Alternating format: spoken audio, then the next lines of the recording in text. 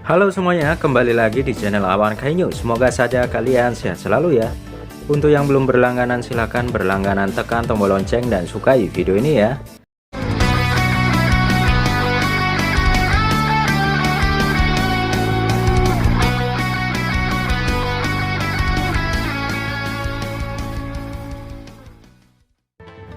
Anime Boruto episode 284 berjudul Sasuke Retsuden, Rahasia Ruang Bawah Tanah, yang siaran 22 Januari 2023. Dimana di sini kami akan membagikan alur ceritanya yang diprediksi akan diadaptasi dari manga Sasuke Retsuden chapter 6. Berikut alur ceritanya chapter 6 bagian 1. Kelanjutan dari Sasuke yang menyusup ke ruangan bawah tanah, ruangan Zanshul. Sasuke di sini terkejut karena semua di sana adalah ayam. Ayam di sana sangat banyak sekali dan Sasuke berkata, "Untuk apa sebenarnya ini semua?" Kemudian Zanshul menuruni tangga dan curiga ada orang di dalam. Zanshul berkata, "Apakah ada orang di sini?" Zanshul membuka pintu itu dan kemudian Sasuke terkejut. Ketika Zanshul membuka pintu itu, Zanshul tidak menemukan apa-apa di sana dan tidak ada Sasuke di sana. Kemudian adegan beralih di luar. Di sini Jiji tampak terkejut. Jiji berkata kepada Sasuke, "Kenapa kau Sasuke?" Sasuke berkata, "Tak perlu kau cemas Jiji." Sasuke kemudian berpikir di benaknya, memakai bunsin ternyata memang tindakan yang tepat. Tapi apa gunanya ruangan itu? Ruangan itu penuh dengan ayam. Di sini tampak burung elang datang menemui Sakura.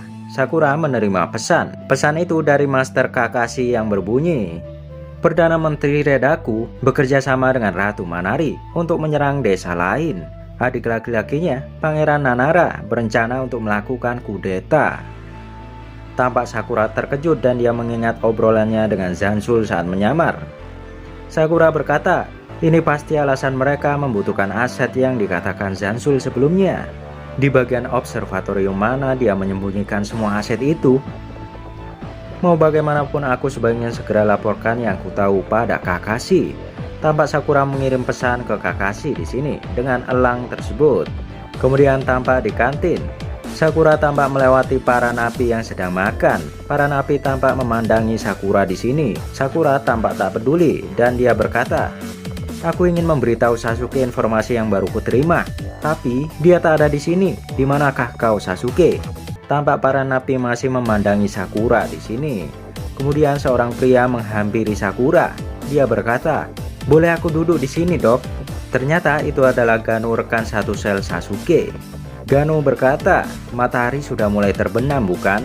Kau tahu selama bertahun-tahun aku mengira alasan kenapa matahari terbenam adalah karena dia bergerak bersama langit. Tapi sekarang aku tahu bukan seperti itu. Kenyataannya kitalah yang bergerak memutari matahari saat malam, bukan? Namun aku dulu pernah percaya kalau langit berputar di atas kita." Sakura berkata, "Aku juga terkejut saat mengetahui yang sebenarnya.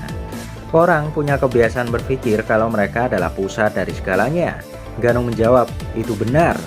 Di sini Gano tampak memperhatikan jari dari Sakura. Dia melihat ada cincin di sana. Gano berkata, "Loh, kau sudah menikah, Dok?" Sakura menjawab, "Ya, walau biasanya aku melepaskannya saat bekerja sih." Gano bertanya, "Aku menduga pendapatan di rumah tak mencukupi, bukan? Hingga kau bekerja di sini." Tampak Sakura tak bisa menjawab. Gano melanjutkan, "Ya, orang seperti apa suamimu itu?" Sakura menjawab, "Dia sangat baik, dan dia dari satu sisi bisa dibilang punya jiwa yang polos." Gano tampak terdiam di sini.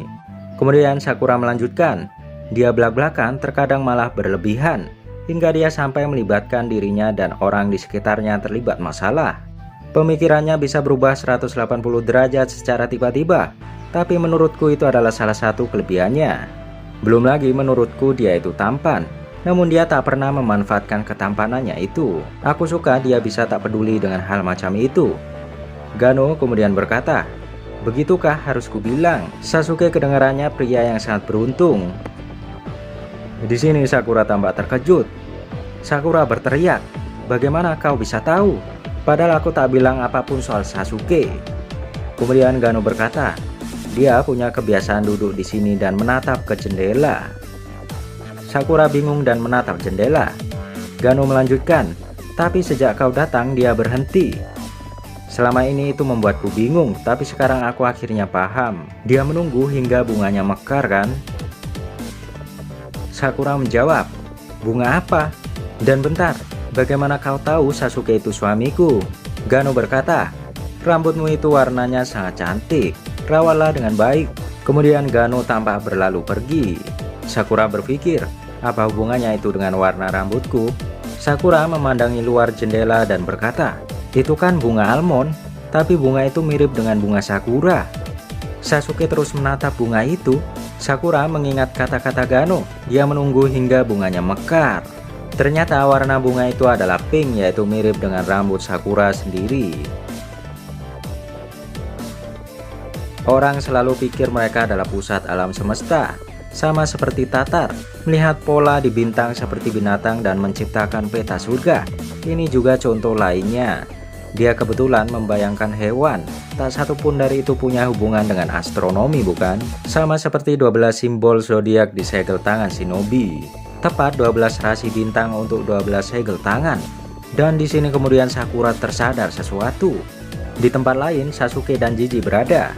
Jiji berkata, sekarang para penjaga mulai mengawasimu. Aku jadi selalu terjebak di tengah-tengahnya. Merepotkan saja.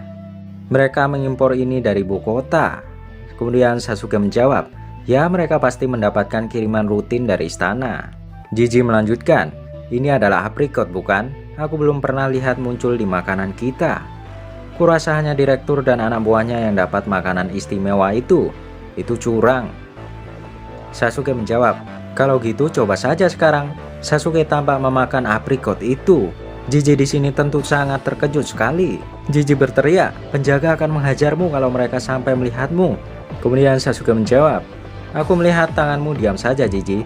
Jiji menjawab, kenapa kau sombong sekali Sasuke? Sasuke melihat sekitarnya dan dia melihat sebuah danau. Sasuke berkata, danau itu? Jiji kemudian menjelaskan, oh itu, airnya jernih tapi tak ada ikannya. Hampir tak ada yang tahu kalau ada danau di sana. Sasuke tampak terdiam. Jiji melanjutkan, sebuah meteor jatuh dan membuat cekungan itu, tapi dulu sekali. Lalu hujannya mengisi dengan air, lalu tara jadilah danau. Sasuke tampak akan berdiri dan berkata, meteor? Hah? Jiji kemudian berkata, di waktu seperti ini warnanya jadi agak kemerahan begitu.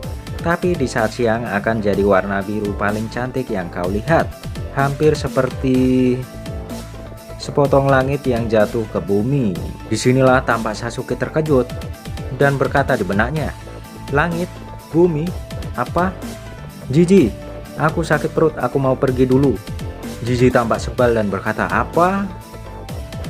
Sasuke melanjutkan, tolong selesaikan ini menggantikanku, oke?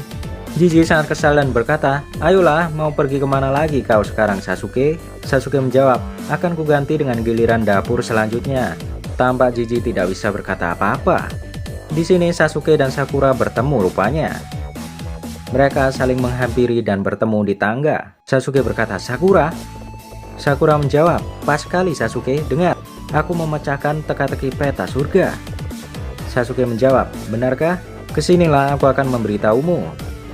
Sakura menjawab, apa kau ingat bagaimana Rikudo Sennin memisahkan ultra partikel menjadi dua grup? Bagaimana dia menyembunyikan satu grup dalam bintang yang tak pernah berpindah dan satu lagi di langit yang jatuh ke bumi? Sasuke menjawab, ya, dan siapapun yang ingin tahu lokasinya harus mengungkapnya dalam peta surga.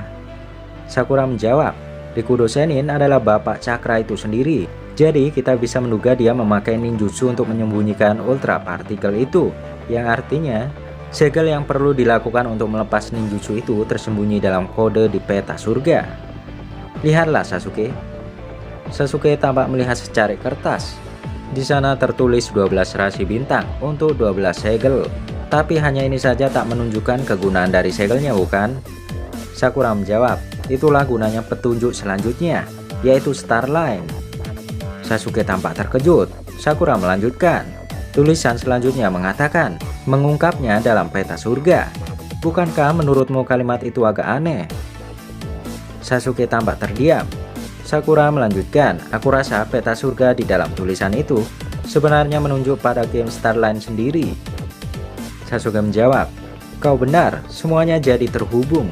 Dan kalau aku benar soal itu, maka kombinasi terkuat star menunjukkan pada bintang yang tak pernah berpindah. Sedangkan kombinasi terkuat kedua, yaitu bumi, ada hubungannya dengan langit yang jatuh ke bumi, kata Sakura. Sasuke menjawab, begitu ya, jadi kalau kita gabungkan masing-masing ke 6 segel dari tiap kombinasi kartu, ultra partikel akan jadi milik kita. Sakura menjawab, pertanyaannya di mana kita harus memakai segel itu? Sasuke menjawab, aku mungkin tahu di mana kita bisa menemukan langit yang jatuh ke bumi. Sakura berpikir, kira-kira, Sasuke, apa katamu tadi? Sasuke berkata, malam ini aku akan menemuimu setelah lampu dimatikan. Tampak Sakura diam di sini dan Sasuke berlalu pergi. Itulah akhir dari manga Sasuke Shippuden chapter 6.